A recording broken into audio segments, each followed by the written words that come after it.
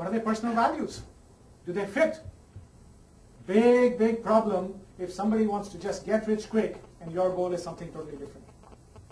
Yeah? Do they prefer a fluid or regimented environment? Some people like to be told. Some people are fine with ambiguity. They thrive on ambiguity. Yeah? Those are the kind of questions on environment. And finally, what are their personal growth aspirations? Are they hungry to learn and grow? I was talking to one of the people I interviewed, one of the most unusual leaders I interviewed for my book was this lady who was the swimming coach, women's swimming coach at Harvard. Yeah? Harvard was pathetic when it came to swimming and had never won in their history, and then they had an amazing run for the next 20 years, even after this coach had gone. And I said, what do you do? She says, when it comes to recruiting swimmers, I don't want to find the best swimmers and give them a scholarship at Harvard and attract them to Harvard. That's not what I want to do. I want to hire those who are hungry, who are good but not there yet, because they really want to get there. Yeah? Because those guys, because the ones who are already up there, they get burned out too fast. Yeah? Does that make sense? Checking for energy alignment first. Next. You then keep a constant dialogue. This is the big secret of today's presentation, something you never knew before, I promise you. And that is keep talking to your people. Okay? Again, using red. So how do you think we're all doing? How are you doing in your role? When you're in a taxi cab coming back from a client meeting, ask. How are you feeling? How are others feeling? People have whatever words you want to use, right? Ask a question about the environment. Ask a question about development. Every time you get a chance. These things don't take time. These are 30-second conversations, right? 30-hour conversations, whatever you want to make them. But simple things like this. Keep the dialogue on, because the more you ask, the more you will know. The more you will know, the better you will lead. Simple truths. I'm not telling you anything that you don't already know. The problem with bad leadership is not that the science is not there yet, it's that we forget these simple truths. Yeah? Okay, so that's about enlisting co-leaders. The last piece now, galvanizing the organization. Before I go there, any questions so far? Anything that I've made confusing? Anything that you'd like to chat about? So far so good. Can I continue? And then I'll finish this up and then we'll chat some more. Okay, so galvanizing the organization. Or the enterprise, whichever way you look at it. The first thing that needs to happen when somebody moves to an enterprise leadership position is what I call the transition from I to we. What do we mean by that? You get promoted because you do great work technically. You're a great producer. You're an engineer, you're a trader, you're an HR expert, and your technical production gets you that coveted CEO or the head of department job. Okay? You now need to understand it's not about you anymore. It's about moving from creating results yourself to creating conditions so other people can achieve results. And the problem with this is most people are unable to do that. 3 out of 4 careers derail, very successful careers derail when they get to the top spot. Why? Because they are not able to move from I to we. Because they've so far been successful with their personal success strategy. I will do the best possible work. Right from when you were in school, okay, you worked harder than anybody else and you were first in class. You got yourself the best college admission because you really worked hard, you burned the midnight oil. You were so good in college, you got yourself the job of your life in the best company that you wanted to work in, and then you started rising in that company because you knew how to take control. Now it's about giving up that control and creating conditions for others. Very few people are able to do that. When I say this to people, yeah, of course, this is common sense. My job as a leader is to do exactly that. How many people actually do it? Yeah? This is the problem. And the biggest part of the research that we learned was that those who are able to do this focus on 3 things. They focus on the brains, the bones, and the nerves of the organization. Again, the brain of business being the strategy and vision, the bones of the business being the organization design and structure, and the nerves of the business being the culture. The only difference, now everybody does these 3 things, okay? The only difference is the most successful leaders do this 24/7, 365. So, what does that mean? You set direction by focusing on the brain, and then you execute through bones and nerves. Yeah? A little bit more detail here in terms of what the brains entail. If you're doing a good job on vision and strategy, these statements should be true about your organization. The vision and strategy is so clear that they guide resource allocation and decision making. Yeah? You cannot possibly manage every single person, so therefore you've got a set strategy. First of all, it should be compelling and differentiated. More importantly, everybody should understand it. Quick story. I was working with a CEO and he expressed a huge amount of frustration. I said, what's the problem? He says, you know what? We spent 2 months, my leadership team and I, in closed conference rooms, designing what we believe to be a winning strategy for the business. And then we went around all over the world, did town hall meetings, we emailed the materials, and we communicated in more ways than you can count about what the strategy is. And yet, now when I travel around the world and I talk to employees and I ask people 2 or 3 levels below me, do you know what our strategy is? And they draw a blank. I said, really? What's your strategy? And he points to me on his table 3 booklets, binders, each about this thick, and says, this is it. I said, what do you mean? I'm asking for your strategy. He says, yeah, this is it. This is our detailed business plan. We have 3 businesses. Each binder tells you in as much detail as you need. And by the way, Lee, no secrets here. We've sent it out to every employee. Everybody has these 3 binders. There are no secrets in this culture. And yet people say, I don't understand. And I said to him, that's your problem. He said, what do you mean? I said, that's your problem. And he was really angry with me. He says, you know, you're being very arrogant, Rajeev. You'll get yourself out of business if that's the way you talk to your clients. I said, no. What's more important here, you're right and I'm wrong, or the fact that your people don't understand your strategy?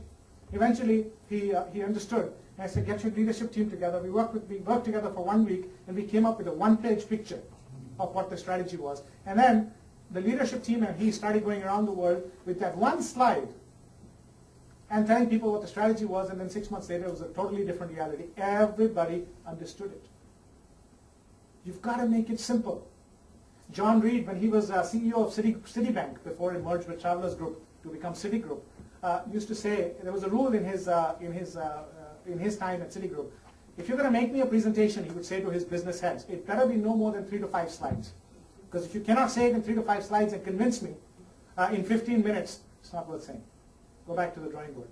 I don't remember who said this, but somebody said, I ran out of time to write you a short letter, so I wrote you a long letter instead.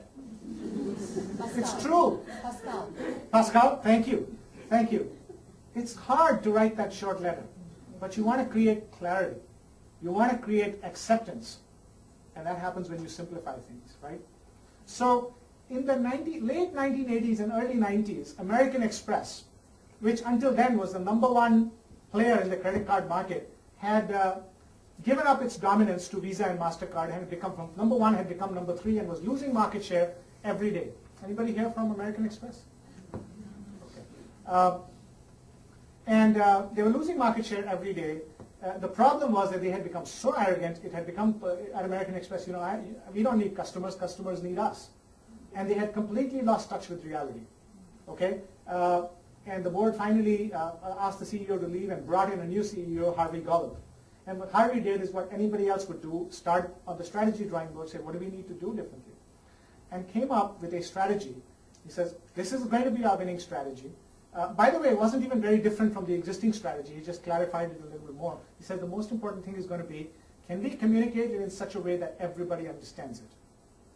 Remember, this was at a time, late 80s, early 90s, when American Express was not letting other banks issue cards. Today, so many other banks issue American Express cards.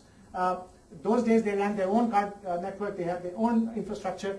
Part of the reason was that because other banks who were issuing Visa and Master actually did not allow those banks to issue American Express. There was a legal decree, and American Express was fighting that. Eventually, a few years ago, they won that fight in the court, and now American Express is offered by many other banks. But in those days, it was a go-it-alone strategy. Revenue sharing.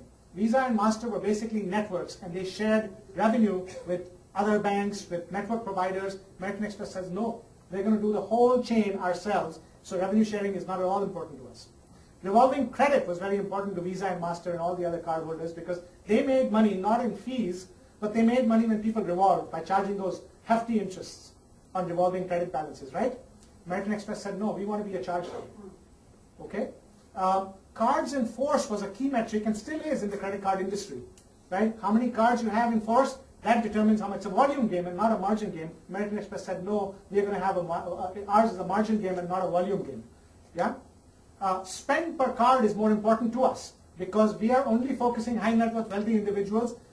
Yes, we will have lesser card holders, but each card holder will spend a lot more than the average Visa card holder. That's how we're going to make our money.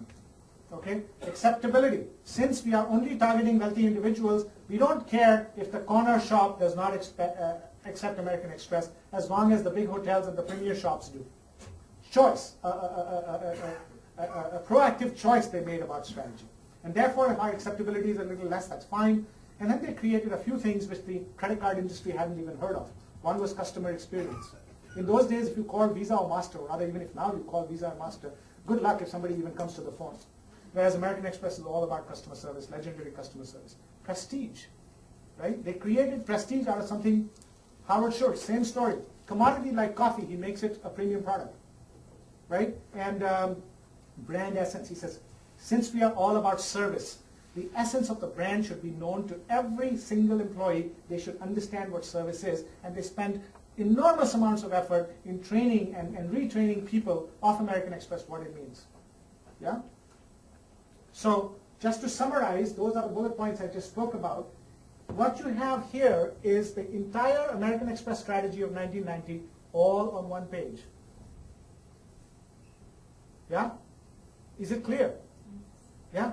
Whether you use this format or any other format, the point I'm trying to make is simplify. It does not have to be 3 big binders like this. And then you go about saying, okay, if it's service, what do we need to do? If it's brand, what do we need to do? They created bones and nerves, right? Amongst the nerves, they created something called blue box values, which is a set of 6 values that they wanted every employee to live by. And then they made them matter by making compensation links to that. People wanted to get their maximum bonus, they had to live those values. I'll talk more about that later on. But you see what building a business is all about here? So that's what I mean. And do you think this is a once a year job? They have to manage this every single day. That's what the CEO should be doing and not get. But here's the problem. If you are like any other very busy executive, this is what happens to you. You come into the office at 7:30 or 8 o'clock in the morning, and there are people waiting to meet you already. You've got meetings after meetings after meetings, and you're lucky if your assistant actually gives you some lunch, right? You finish your last meeting at 7:30, and then you're told, are you ready? Your car's waiting, you've got to go to a dinner meeting now. Yeah? And then when you finish the dinner and you're exhausted and you're driving home, you take out your BlackBerry and there are 300 emails waiting for you. In between your meetings, people are waiting to get 2 minutes of your time. I need a decision on this. I have a problem of fire there. Before you know it, you are focused on firefighting and not on brains, bones, and nerves, which are the only 3 known drivers of sustainable growth. That's what the CEO and the senior leaders should be doing full time and delegating everything else. But exactly what happens in reality is exactly the opposite. Yeah? Okay, so that's the brains piece. Bones. Basically boils down to, do we have the right people in the right job, and are we organized in a way that we are efficient and effective? When you're starting a new organization, you basically need to answer those questions. Very, very clear about what kind of skills and what kind of experience you need, and hire correctly. And then once you're a going concern, check every now and then. Have we created too many silos that we are now slow to market? I was, a recent example, since coming to Malaysia, I was with a company and I needed their product. It took me 3 weeks to get their product, which should have taken me 1 day. Have they created an organization that is too cumbersome, where they're tripping over each other and the customer is suffering? You've got to keep your pulse on this every single day, right? What happens when you have a new opportunity and now you don't have any more resources? Are you going to hire more people? You cannot hire people indefinitely. There's budget constraints. Is your organization nimble enough that you can move people from here to here if there's a new opportunity in the marketplace? Only the CEO can look at these things. Only the leadership team has that view, and that's what they should be focusing on, and not on doing the work that other people should be doing. But then this I to we transition is so difficult. We love and thrive on the doing, and we cannot do the I to we transition. Yeah? So this is about constantly checking. Nerves. If there is one part of these 3 that's the most important, it is this. It's your culture. Technology, capital, even human capital is transferable and can be acquired. What is the one thing that's impossible to replicate? Culture. Yeah? And this is the one thing that leaders don't pay any attention to. Some people will, most companies have values. How many people here, how many of your companies have business principles or values, corporate values?